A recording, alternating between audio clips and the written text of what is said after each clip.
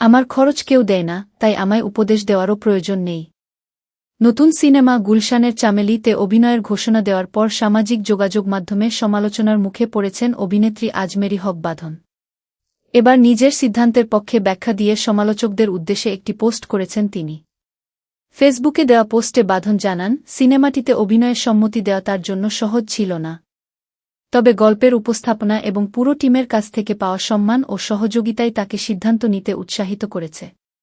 তিনি লেখেন, এই সিনেমায় কাজ করতে রাজি হওয়াটা আমার জন্য সত্যিই খুব কঠিন একটি সিদ্ধান্ত ছিল। কিন্তু গল্পটি আমার খুব ভালো লেগেছে।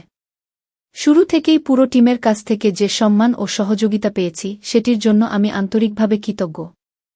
দীর্ঘ অভিনয় জীবনের অভিজ্ঞতার প্রসঙ্গ টেনে বাঁধন বলেন, বছরের পর বছর আমি অনেক পরিচালক এবং বিভিন্ন ধরনের প্রযোজনার সঙ্গে কাজ করেছি। প্রতিটি অভিজ্ঞতা আমাকে নতুন কিছু শিখিয়েছে। কিছু অভিজ্ঞতা ছিল ভালো, কিছু ছিল কঠিন।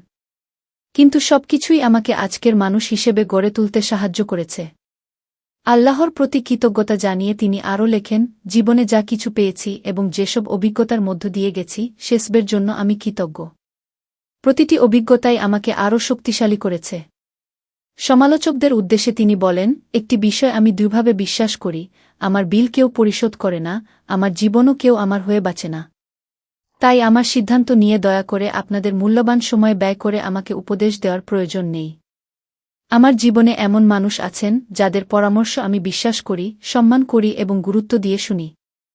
পোস্টের শেষাংশে বাঁধন লেখেন, আমি আমার জীবন নিয়ে সুখী। ইনশাআল্লাহ সময়ের সঙ্গে সঙ্গে আমি আরও এগিয়ে যাব এবং আরও সুখী হব। উল্লেখ্য, সম্প্রতি পরিচালক মোহাম্মদ ইকবালের নতুন সিনেমা গুলশানের চামেলি-তে অভিনয়ের ঘোষণা দেন আজমেরী হক বাঁধন।